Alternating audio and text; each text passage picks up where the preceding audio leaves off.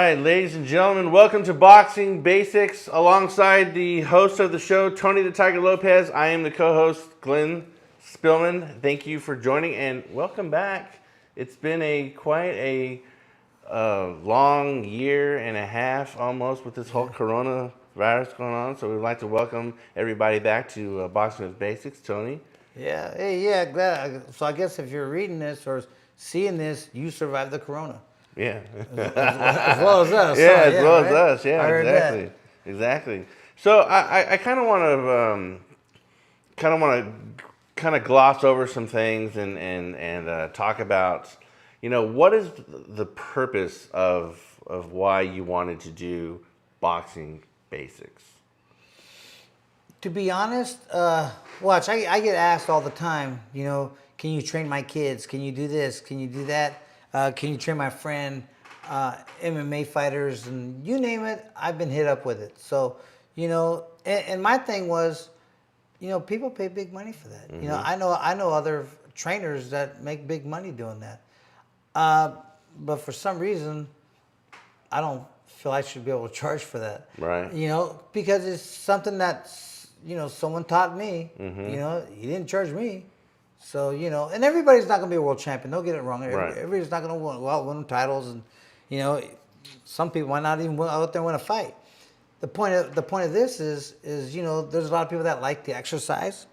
There's women that like to do the aerobic boxing. Mm-hmm. Or you could take to that next level. There are guys that want to fight. There are guys that, from here to there, everybody wants to know a little bit of something. So right. Instead of charging for it, I went online. I started looking around. I'm going, I wonder how many people are teaching boxing online.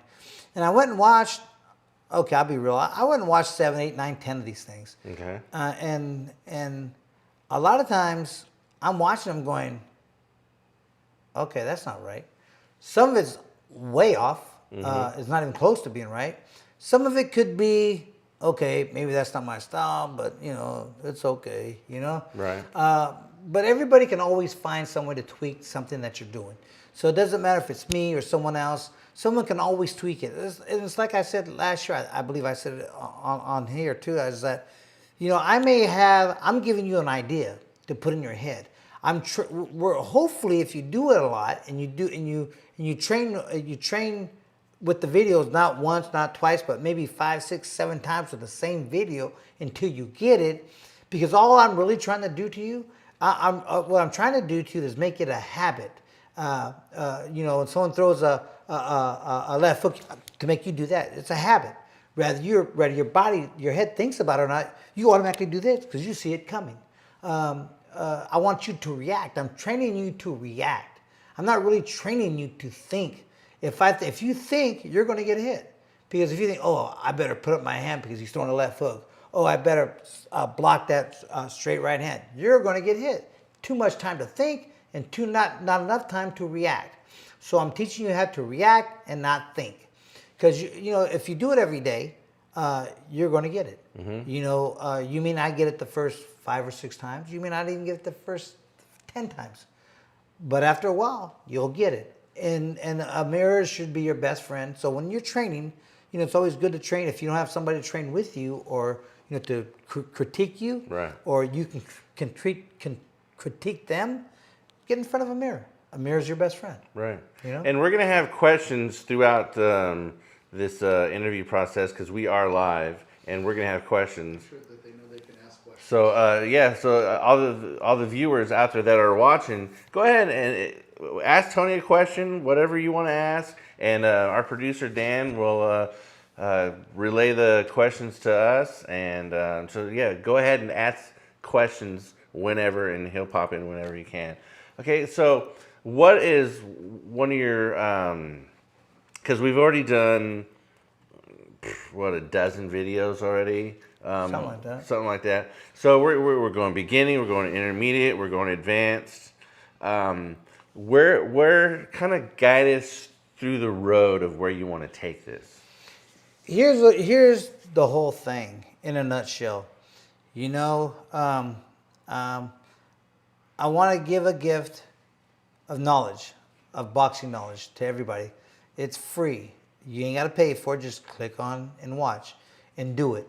Not once, not twice, maybe 10 times until you get it. You know, like he said, this is boxing basics. This is the basics of boxing. That's all it's going to be. When we go to intermediate, we're going to add a few things. When we go to advanced, we're going to add a few more things.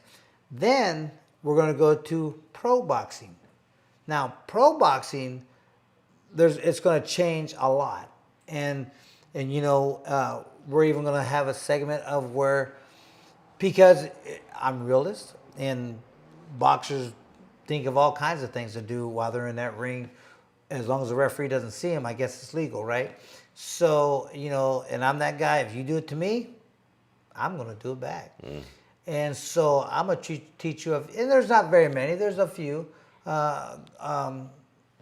punches that you can throw that you're not supposed to throw, or that's not how you're supposed to throw them. Give us an example of one. The left hook. Okay. Instead of a left hook here, your left hook is here. You catch them with your elbow, and not your. You just slide over your fist. Easy way to cut somebody up. It's an easy way to knock somebody out. Yeah. You're at your elbow. Yeah. It's a hard bone to hit. You know. So I mean, there's lots of things that we can do. You know, and there's a lot of things that I want to do. And you know, you never know. Crazy thing is, who'd ever think I was going to be a 3-time world champion? Definitely nobody that I knew. Right. Besides myself. But you never know. There could be one out there. You know? And one day he might walk into the gym and think, hey, I like this. I want to do this. And this is what I'm going to do. Yeah. You never know. Speaking of the basics of the boxing and a lot of times the tutelage that is out there right now that you've already explained that's kind of not along the realm of where it should be. There was and you've got internet sensations, you got YouTube sensations, and I'm just going to ask you, what do you think of the Paul brothers that are YouTube sensations that are out there boxing? And one of them fought Mayweather this past Sunday. So what do you think about the internet sensations and how they're going about the whole boxing realm? Well, at first I had a different opinion about it. And I just learned something just recently, like today, on Mayweather's. And so I was kind of like going, dude, that's not really too cool how to bring down, you know, just because you're not boxing anymore, you don't want to make boxing a circus, you know, because it's not a circus. Because you jump in the ring and someone's going to get their ass kicked. No, fine. Okay. Someone's going to get their butt kicked. And, you know, because that's real life. I mean, when the bell rings, I don't play. You know, that's why I don't like to slap box. I don't do any of that stuff. Right. You know, especially if I had a couple of cocktails in me, leave me alone. I will not play. You know, even if I'm playing, something might set me off. Right. You know, so you know, but I learned that Mayweather has suggested that he's done with boxing. Right. Now he's going to be go into the entertainment part of it. Right. That's okay. You know, because he stated he's done with boxing. This is what he's done. This is what he knows. It's his entertainment. Okay, I can handle that. That's cool. You know, I don't have a problem with that. So if he goes out and he takes on Jake Paul or Paul Jake or whatever his name is, that's fine. If Jake Paul or Paul Jake thinks he's tough enough to get in there with even a Mayweather who was to Paul, I mean, he's not going to hurt him, right? You know, because Mayweather doesn't hit that hard anyways. But you know, from a boxer standpoint, okay, you know, it was safe for both of them. Right. Know? Neither one of them should have got hurt. Neither one of them did. So it was entertaining. People watched it. I didn't watch it because I thought he was dummying down boxing. You know, until I found out what he said. I'll watch the next one. Right. Yeah. Now, I believe if I am correct on my numbers, the Jake Paul, was it Jake Paul or was it Logan? Logan. Okay, Logan. Jake's the Logan Paul. Yeah. Logan Paul, he got $70 million or $72 million to fight, and I believe Mayweather got $200 million. Now, as far as an entertainment aspect goes, do you, even though that it's entertainment, do you think of it as on the same realm as the WWE to where it's scripted? Okay, hey man, we're going to give these guys a good show. We're going to go the full 8 rounds. Or do you think that they really tried out there, or do you think it was scripted? No, it was scripted because they really didn't try. Well, you know, as you know, we've been doing that kind of stuff here locally for Sacramento to help raise money for local gyms over here. Me and another guy, Richard Savala, used to be a boxer back in the day. We do exhibitions all the time. And, you know, people think it's real, but it's not. You know, we're out there just raising money for kids. Yeah. You know, I'm too old to get hurt. I don't want to get hurt. I don't want to Right. wake up in the morning and go, oh my God. I don't want to do that. Right. You know, 20, 30 years ago, okay. Today, and neither does he. So we go out there, we make it look good. You know, we do our thing. It's fun. People know it's a sparring match and it's for kids. So people don't expect it. Well, they act like they want us to knock each other out Right. and kill each other. But, you know, because that's boxing fans. But, you know, we all know that it's entertainment. You Right. know? And, you know, again, like Mayweather, you know, I retired from boxing.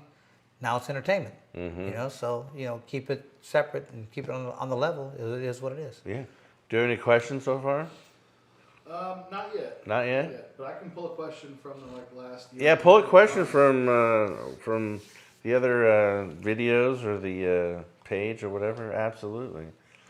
Yeah, so one of the questions references from when you were talking about the snap in your punch. I think it was like the left hook or one of the hooks. Could you explain more about the snap? Like making, can you elaborate more on the Who asked that question? Do you know? ballistic metal? Ballistic metal. Okay, I'm gonna stand up. I'll do it right here. Okay. But I'm gonna stand up. I can do it right here. But what we're talking about, what I'm talking about, when you want to snap, is something that you have to practice. You can't just if you don't practice it, it's hard to let your shoulders loose. And it kind of sounds kind of dumb, but they taught me this when I was a kid. And when I first started training, my trainer was Jerry Jacobs. He passed away already. One of the greater trainers in Northern California area of all time, I guess. You know, I mean, he taught me everything I know. Right. And he always told me to go when I was younger to just jolt your shoulders. It's like a jolt. And back then he told me, because you know you're a kid, and you're going, it's not really jolting, you know, because that's where your snap is. Your snap is in your shoulders. That's, you know, everybody thinks it's at the end of your punch, but it pops your shoulder. The snap is in your shoulders. And so you know, so he told me to go around all day long. He goes and try to just do this to your shoulder. And when I was young, I'm doing this. And he goes, you'll get it. Just keep on doing it every day. So eventually, you know, I train fighters now. You know, when I do train them, I tell them to jolt your shoulders. I said, but for me, I tell them, make a humming sound. Go like this. If you can hear that, Yeah, then that little vibrato there. that little dialect change, it means your shoulders are snapping. So when you punch, your shoulders are snapping. And what you do, like I said in one of the videos, I think I said, it's a tight fist, loose shoulder. So you want your punch to be really hard. You don't want to break your hand, so you always keep your punches tight and your shoulders loose. And guess what? That's where your snap comes in, you know. And so that's kind of what I'm talking about with the snap. So there's, to your question on the snapping of the punches, what you got to do is sit there all day long until your shoulders do it. It's like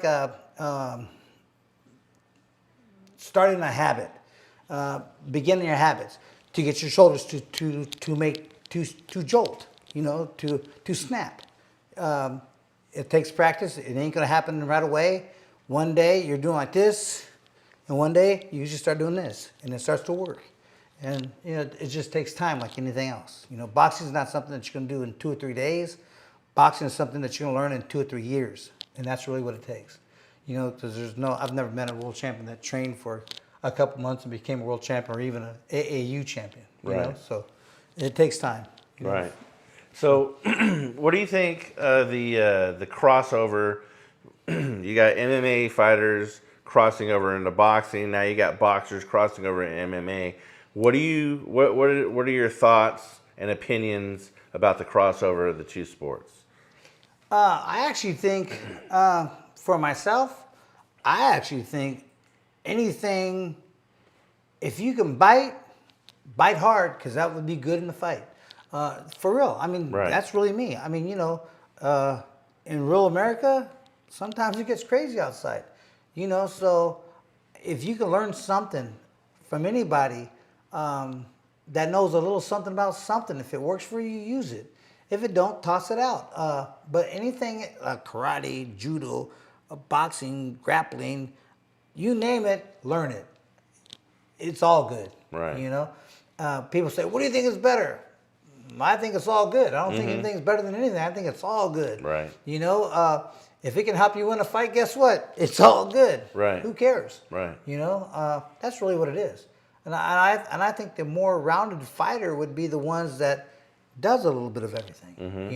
Because you don't know what to expect anymore. Right. That's why I don't go out and mess with nobody. I kind of just don't mess with me. Right. But I don't mess with people. Right. But I don't let people mess with me either. So Exactly. I'll fire off. So let's step back in time a little bit. What or who got you into boxing, and what was your motivation to get into that?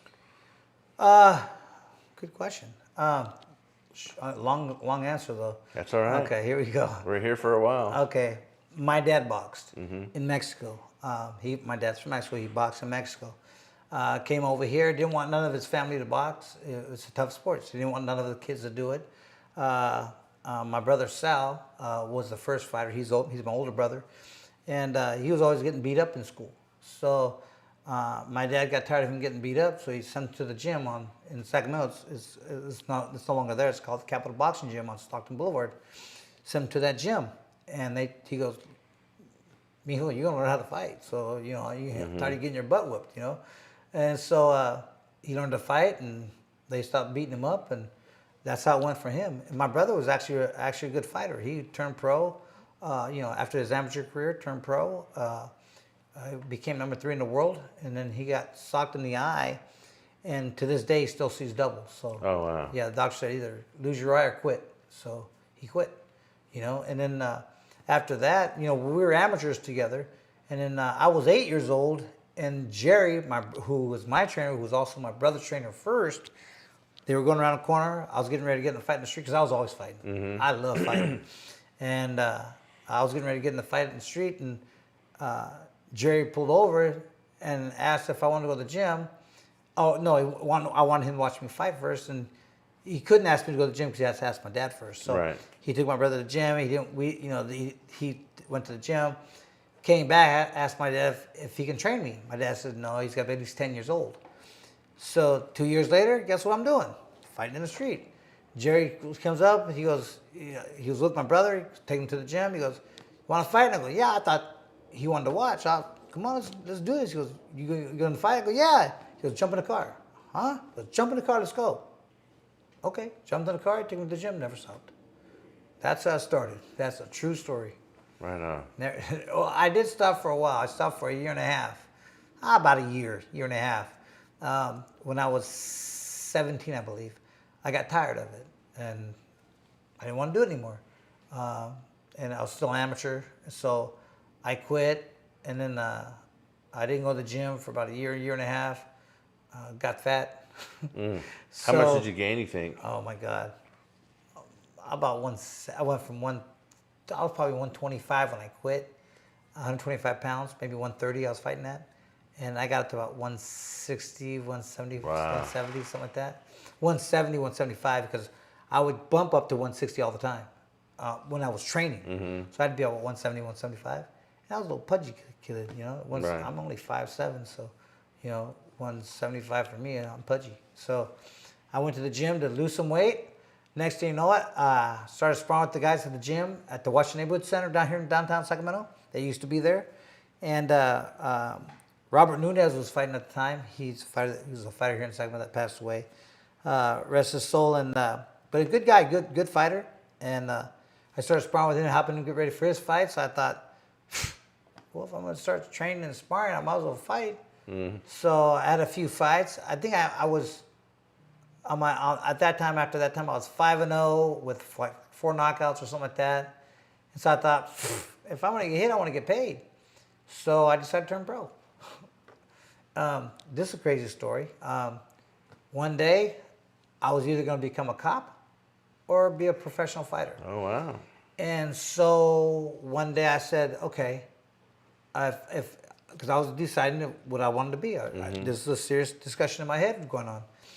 And so that day I thought, man, I always wanted to be a fighter, but man, I go, well, I can always be a cop. If boxing doesn't work out, I can always come back and be a cop, you know, because I was at that age. I had to go to college to get up my stuff to be a cop, or screw college and go to boxing. And so I'm going, man. So one day I just got, screw it. Went down to the commission, signed myself up as a pro, signed the papers. I was 18, and signed the papers, came home. My parents were my whole family was having dinner. I said, hey, guess what I did? What'd you do now, Tony? I turned pro. You didn't. Oh, yes, I did. And it is for my parents, because I was always in trouble. Right. I was always fighting. I was always in trouble. I was always doing something.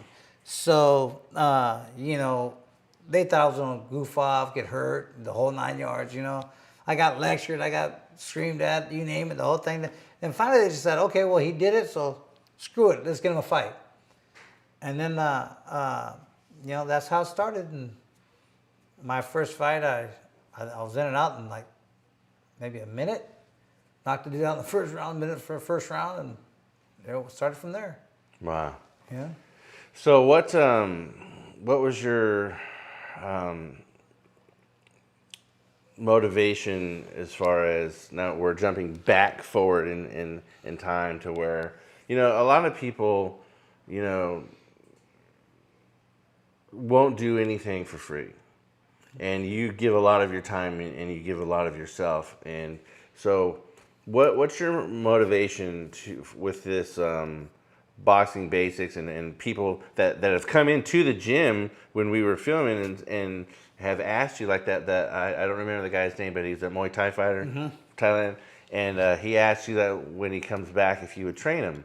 So what's your what sets you apart from the other people that are money hungry, say, I won't train you unless you pay me this amount of money? So what's your motivation there? You know what? I'll be honest. Look, I've never charged for training anybody. I've been training kids for years, and it's off and on, because they don't come back. And I have a bell bonds agency. I've had it for 21 years, and even years ago, little kids would come to my garage, and I've had gym in my garage, had bags, speed bags, you name it, I have it. And then, you know, I leave my work because me and my wife always worked the bell bonds company, Right. and then I would leave, go train the kids, and then come back, and you know, when I was done with them, I'd come back, you know, take my wife to dinner. We go have dinner, come back. We'd get a few, because we were busy back then, getting calls all the time, so we didn't go too far from the office.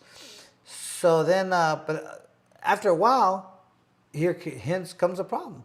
You know, after a while, they train harder, because it starts off more trying to get it than it is hard. Right.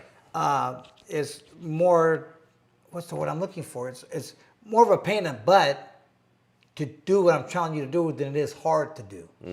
So it's not exhausting. Your cats will get tired. Your legs will hurt. But other than that, you know, it's just time. And so after that, then it gets hard. Right. Because then you start punching, start moving your head, you start getting hit, and people stop coming. And you know, sometimes I leave my office to come home to train these kids, and no one's there. You know, and after about the 12th millionth time that no one showed up, I thought, you know what, I'm done. Closed my garage, went back to work, told my wife, hey, I'm not training these kids anymore because they don't come. You know, now that it's time to start getting hit and hitting heavy bags and doing all the hard work, they don't want to do it no more. You know, and that's been the problem. And off and on, so that was just, well, that's pretty much how it always goes. When it gets tough, they get going. Right. You know? But you know, even and boxing is not for everybody. You know, just because you're a badass wrestler or MMA fighter or football player or baseball player, or maybe you're just a bad street fighter. Hey, maybe you're a bad street fighter because you never get hit, but in the ring, you're going to get hit, and you're going to get hit hard. You know, and so not everybody likes getting hit. You know, Right. There are a lot of people go, I'm out. Wow. You know, and that's what they say. Boxing door is a revolving door, because as soon as they start getting hit, 100 people walk in, 99 will leave. Wow.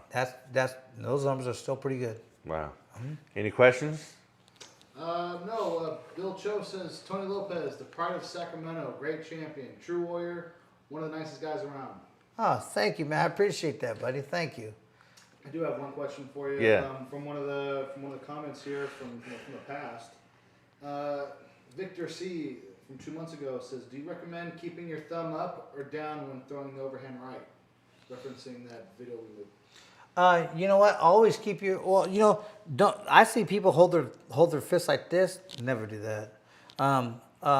See your knuckles in the front. Always keep your thumb over here, because if you keep it here and you hit and miss, you can break your thumb, and people do it all the time. Not in boxing, but in fights, people always hit their thumb.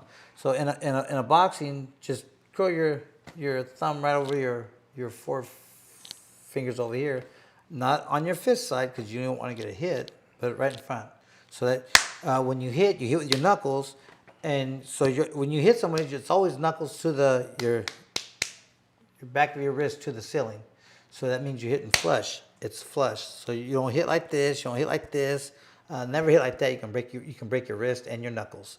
And when you do hit something or somebody, keep your fist tight. Tighten your fist. If you're going to get into a fight, tighten your fist. Because the first time you hit and your fists are not tight, you're breaking your hand. And once you break your hand, it's going to break every time after that. That's interesting. Why is that, you think? Like, say you're in a boxing match and you break your hand, whether it's a knuckle or a metacarpal or a wrist or something like that. Why do you think that it's easier to break again? Because it's always been that way. I'm no doctor, but I've been boxing for 48 years. Yeah. So you hear all the stories and blah blah blah. You see all the fighters that once broke their hand, they'll break it again. They've always broken it after them. They have to retire. I've never really met a fighter that has broken their hand and didn't have to retire. Because it just continuously breaks. Yeah. So do you have anything coming up, an exhibition or anything like that coming up with Zavala or? No, we kind of put that on hold because after our last fight, I destroyed him, and so his doctor kind of put him on the bench forever now, I think. Oh, his shoulder. Yeah, shoulder. Yeah. I guess I hit him in the shoulder, and I guess it just. We're old, so it hit wrong, and his shoulder's jacked up, so he can't do it anymore. So oh, wow. I know that's how. So I was trying to see maybe the next one, me and you can. Yeah. And so you know what, and it's always good. Rather you are, I would say okay. Here's if you are 8 years old, and you can ride a skateboard and you can do flips, you can box. Most kids don't have that talent. They don't have the coordination to do the stuff that trainers ask you to do as a boxer. But I've seen some kids go, they're like 5 and 6 years old. And they look like pros. And I'm going, oh my God. So I guess if you're one of those kids and you want to train, I say go at it. And if you're one of those kids and you ever see me and you want to train, you can show me that you can do it, I might do it, because I like training kids. Right. I like training people. I really do. I enjoy it. This is not only to help you in boxing. This is to help you. I'll give you a little story. One time I was in Elk Grove, California, where I lived at for a while. I had a kid that the mother came with her little son, wanted me to train her son in the garage, and I had like 10, 12 kids in there. Mm-hmm. I said, okay. And this kid was kind of real shy, low-tempered, always had his head down, didn't really look real tough or mean. And she said he was always getting picked on in school and this and that. I said, okay, yeah, bring him on in here. We'll see what we can do with him, So, and you know what? I couldn't tell you if it was a month or 2 months or 3 months or 6 months. I couldn't tell you. But one day, because he was always quiet, and one day, you just get wrapped up because there's a lot of kids in your garage. You got to watch everybody. And one day, he was walking up because a lot of neighborhood kids, and most of your fighters aren't yes ma'am, no ma'am. They are when they're with me. Mm-hmm. I demand respect. I demand respect for the elders. I demand that they have their schoolwork done. I demand that they get good grades. And if they can't follow my wishes, they don't need to train with here. You can go find some other gym, some place else. I don't play. I was taught that when I was going to school when I was a kid. I had to have good grades. I had to go to school. I couldn't fight outside of the gym. I couldn't do a lot of stuff. And, it helped me become the person I am today. So I'm passing that on to the next generation of young fighters that are out there. So in saying that, the kid was coming in, with his head down, this and that. I couldn't tell you if it was a month or 6 months. But one day he comes in and he's talking smack and doing it like everybody. I'm going, what the hell? When did he start doing that? And he was a totally different kid, And I don't know how long it was after that. He just stopped coming, Mm-hmm. But his level of when he walks in like this. The first time I see him, his head down, real somber, real kind of shy. That day I see him, he had his head high. He was talking smack and hanging out with all the kids. He was one of the kids. You seen his attitude just did a 180. Wow. And it was the wow factor. I was like, wow, what a trip. Oh, all right, a lot more confidence in him. I don't know what he's doing now, but I would like to see what he's doing, because his confidence level went from here to here, but it was good to see, right. And they slowly drop off and stop coming to the gym. Right. So I don't know what happened to him, but that's what boxing does. If you're a woman and boxing's for you, doesn't mean you want to get hit. Doesn't mean you want to jump in. Watching this doesn't mean you have to win the fight. Doesn't mean that. Well, what this is a self-defense class for you. Because as we continue, I'm going to teach you how to hit hard. I'm going to teach you how to make someone miss. I don't care if he's a man, King Kong, or I don't care who he is. If he's throwing a punch, you can make him miss. And if you make him miss, you make him pay. And that's what it's really all about. So this is all about, it's for men, women, children. It don't matter how old you are or how young you are. It doesn't matter. This is for everybody. It's a crazy world. It's getting crazier. And, all I'm trying to do is say, hey, man, you know what? Protect yourself. Learn to protect yourself. All you have to do, half the time, all you have to do is have the confidence of saying, hey, man, don't look at me like that. I'll beat your ass. There's times you get these kids nowadays, they have no idea who I am. Mm-hmm. And they look at me like, they're looking at me like they're going to try to do something. I look at them, don't come fuck with me over here. I'm going to whoop your ass. Don't play. I don't play. Mm-hmm. And I look at them like they look at me like, you're stupid. They leave me alone. A lot of times it's just having that confidence, and you can see it. So this class is for everybody. 8 to 80, blind, crippled, and crazy. Come on in, learn to fight, learn to protect yourself, learn to block and parry, and make them pay. So are we, now we are in the beginning stages now. Are we done with the beginning aspects? Are there a few more beginning classes that we're going to do? Or are we moving on to the No, we're going to move on to the punching of the beginning classes. That was just one segment of the beginning because all we really did was footwork. Mm-hmm. We started a little bit of punching, but we haven't really finished it off. Right. I think there's a few more things. I have to go back and rewind and go over a few of the videos, make sure we got it all. If we didn't, then we're going to go to intermediate. If we covered everything, mm-hmm. We're going to go to intermediate.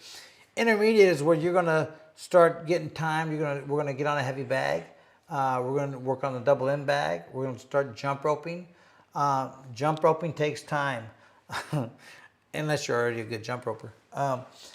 And make it as fancy as you want or as calm as you want. I don't care. but we're gonna do it for 3 minute. We'll probably do 4 3-minute rounds of jump roping, and that's one of the warm ups before you even start training. So it's about conditioning. One thing you'll never do with me is run out of gas. So if you're in a fight for 30 minutes, you'll be able to fight for 30 minutes. So, do you recommend? Speaking of jump roping, I watch a lot of boxing shows and MMA shows and whatnot. And I see a lot of these guys jump roping barefoot. Do you recommend that, or could you like? I mean, to me, I think maybe you could snag a toe or something like that. I mean, but I see a lot of them doing it barefoot. What are your thoughts on that? To each your own. I'm wearing shoes. I ain't gonna snap my toe. That would hurt. Yeah. No, I'm good. No, I'm wearing shoes. I mean, it's choice. I mean, if you want to go barefoot, that's on you. It's on you. Yeah, don't cry when you hurt your toe. Well, let's give a quick shout out to the gym that we go to. Downtown Boxing and Fitness, Sacramento, California. Tell you what, these people are really, really good. The owners are a great guy.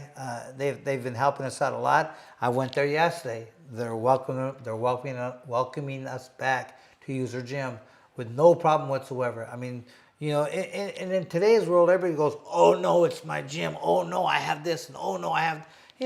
I'm not trying to get in your way. I'm just trying to, help people out. And then, but they, not them. They say, "Hey, Tony, from this time, after this time, it's all you. We'll give you a key. You can lock it up. You do what you got to do." That's pretty good.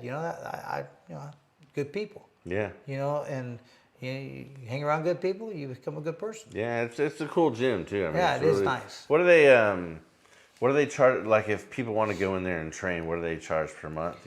I think it's only like $75 a month.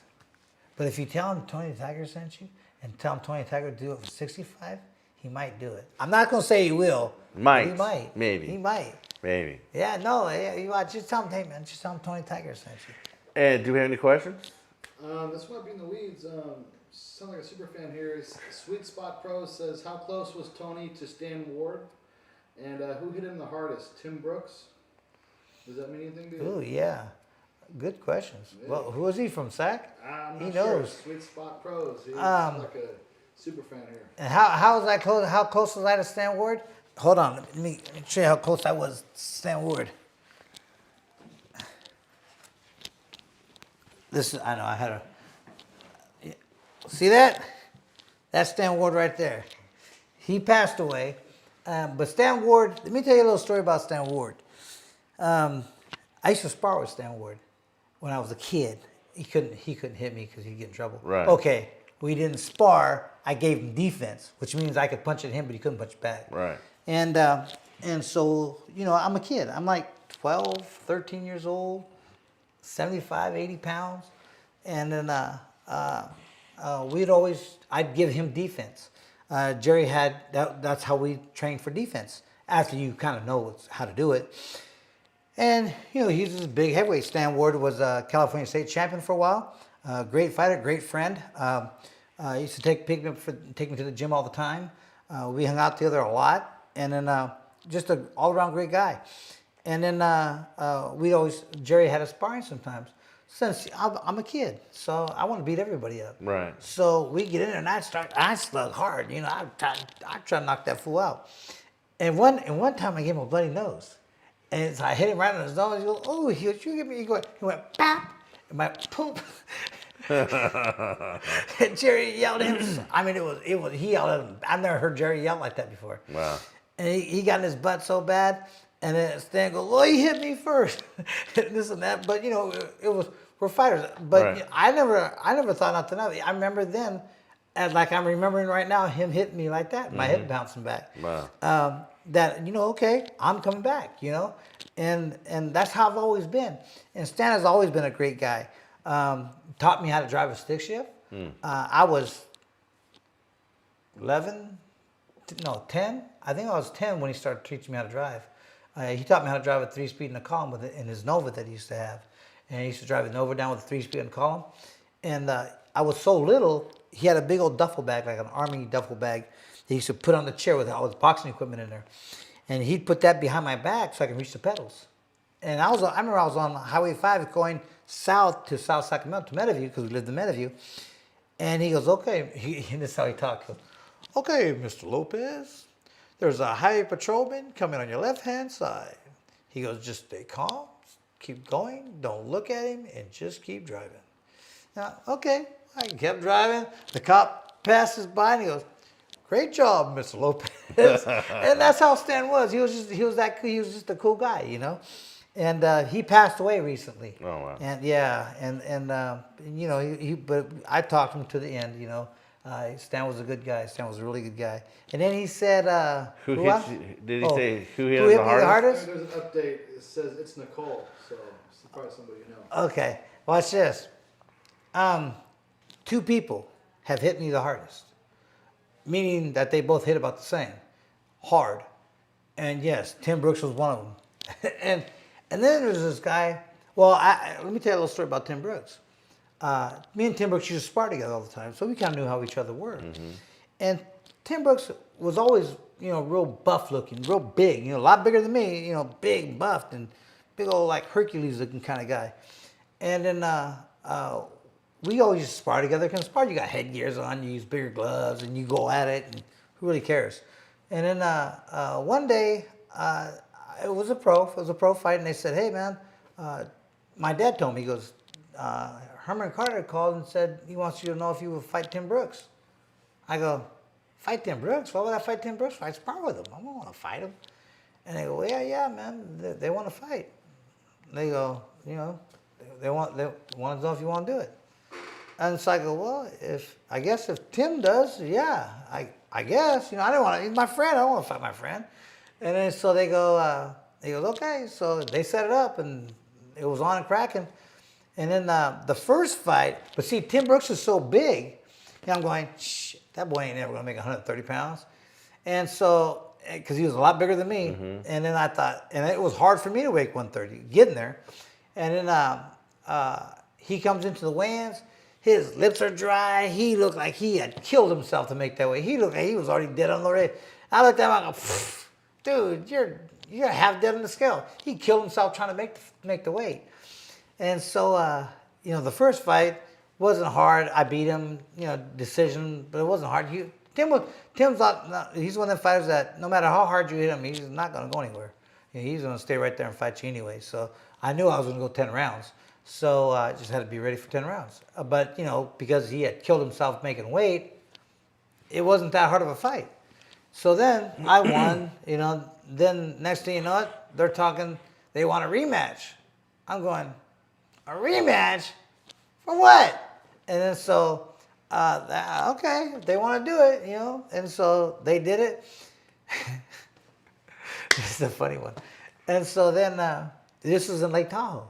And so, you know, I thought Tim was going to have trouble making weight again. So I would kick it back. I was going, okay, yeah. I mean, I got ready for all my fights no matter what. I didn't lag off because I thought somebody wasn't good. I trained hard every time. So I wasn't never worried about my condition. So Tim Brooks walked, because I had never saw him, even at the weigh-in, even at the casino. It was Caesars Lake Tahoe back then. Oh, I remember that. Yeah, and then he walks into the weigh-in, and he looks fresh. I mean, he looks healthy, and I'm going, uh-oh. This guy didn't train. He didn't start himself to death this time. So he gets on a scale, makes 130 pounds. I'm like, uh-oh. So we fought. I get and this is what happened. Sometime in it was early, like the third round, I think it was third round. First 2 rounds, I'm faster than he is. I'm moving him. I'm doing all kinds of stuff, you know, because I'm on target this time because I know he's gonna be a tough fighter. So I'm on target. The first couple rounds, I'm kicking his butt. I'm doing all right. I'm winning. Third round, I think it was kind of easy. It was kind of easy for me. So I thought, okay, I can relax a little bit. You know, I ain't got to be so. It was a split second. I relaxed. A split second. I mean, if that. I went like a yawn, but my hand came down, and he went wham. He went boom right on my chin. Wow. And then all I remember, I didn't get knocked out, but I felt my legs buckle. And there's no controlling your legs when they're buckled. You know, they just buckled, and my eyes went black, and so, but you can still hear everything. And I guess my knee must have came out this far from hitting the canvas, because the people just went nuts. You know, they were tripping, like, oh my God, you know, like you can hear the whole audience gasp, right? But as soon as I was got down, I guess I went about this far from hitting the canvas. My eyes came back and my legs locked, and I started getting back up. So I'm getting back up, and my eyes are just starting to clear. So I'm standing up. I see the referee to my left, no dummy. So I moved to my left because the referee was getting ready to, like, the referee's on this side, and I'm the referee, you're me, and so he was coming to me like this. So I went this way. You know, I moved around this way. So he had to take the time to go around and give me. Now remember, he still had to give me an 8 count. Right. Right. And then so, well, not an 8 count because I didn't hit the canvas, but he still had to, you know, see if I was okay. So he had brought more time to turn around, do that. I mean, like another 2-3 seconds, but then 2-3 seconds helped me recuperate a lot faster. Right. And then so that's probably been the closest I ever came to hitting the canvas in my life at that time. Wow. You know, I've hit the canvas a couple times after that, but. Wow. I tripped, but that one was a legit knockdown. He got lucky. Got lucky. Yeah. Don't tell him that. Though, I said it. All right. So we are going. Any more questions before? One more question. Does boxing work the same way for women as it does for men? Is there any difference in style? Lilia asked this. Nope, it works the same. In actuality, in real life, I think women train harder than guys. Yeah. I think women become better faster than guys because they're more into it. They study more. They're into it more. I think some women can be very dangerous fighters. You know, some women hit hard. You know, just because they're a woman doesn't mean they can't crack. No, that's true. So, you know, that's true. you learn to respect both on that one at an early age. You know? Right. So no, so I think 80 blind, crippled, and crazy. If you want, I'm trying to get my mom, who's 83 right now. She's gonna kill me for this one, but she walks around her neighborhood every day, every morning, and she's 83 years old. And I say, Mom, I go, here's what you need to do. I go, you know what? When next time you go for a walk, I'll bring my gloves over, and I'll hit the mitts with you in the front yard. But I want you to do the you shouldn't do that. As a fighter, don't do that. This is for my mom, and I was kidding. So I, make that noise like the amateurs do. And she goes, why? She goes, why, mijo? I go, Mama, because so your neighbors can see you. They'll think you're crazy, and they'll leave you alone. And she goes, no, I'm not doing that. So I've been telling my mom that for like about the last 5 months, and she still won't do it. No, but women, men, women, children, as long as the kids have the engines in their head to get it done right, they can do it. Obviously, I've seen some do it on YouTube. Yeah. They're 5 years old and they're throwing combinations like Sugar Ray Leonard back in the day. Wow. Yeah, for real. I was like, wow, some of these kids are impressive. Yeah. So yeah, no, any age. So. Yeah. So go ahead and hit that like button on the YouTube channel. And subscribe. And the subscribe. Hit the like button on the Facebook page, Boxing Basics on Facebook with Tony the Tiger Lopez. Also, we're checking out putting together Instagram. Yeah, we're putting together an Instagram as well, so keep your eye out for that. And Tony and I, we're gonna be doing this every week, and we're gonna dive not only into his life and into his psyche, but we're gonna suck all that knowledge out to give to you guys, and subscribe to that YouTube so you guys will get those alerts when we're. A little bit later, I would like to start bringing other former world champions or current world champions on. And, and still, if you guys want to ask them questions, because they'll be in person live here, or wherever we're at. I want to bring them down, fly them in, bring them down, put them on. I think that would be really fun. That'd be great. Anything, and when they come, or even now, don't be ashamed to ask or any kind of question for fighters about boxing, because everybody's different. Whether you're a boxer, a fighter, or you can do both. You have your boxers, you have your great boxers, you have your fighters, you have your great fighters. And then you have them that can do both really good. Those are great, great fighters. And Muhammad Ali was one of them. Muhammad Ali can dance, move, and punch. And he'll sit and fight with you for a minute. Maybe not a long time, but he'll do it. And he was a great fighter. Everybody has their, that's for another story for another day. But hey, again, everybody, I want to bring other fighters on here. So if you have questions, go ahead and ask them.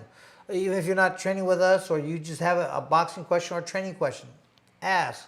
I'll give you my honest opinion. If you're training with somebody and maybe he's teaching you to throw a jab a different way, here's what I suggest you do. Because if you ask your trainer, because every trainer says, "Oh, don't listen to him. He's and that's every trainer. Right. Here's what I learned from my trainer. My trainer said, take in everything you hear. Try it 1,000 times. If it doesn't work, throw it away. I tell you what, I learned my overhand right from a bum on the street. Swear to God, it was a bum. It worked like gold. So you never know who you can learn something from. Whatever I say isn't set in stone. It may work for me, it may not work for you.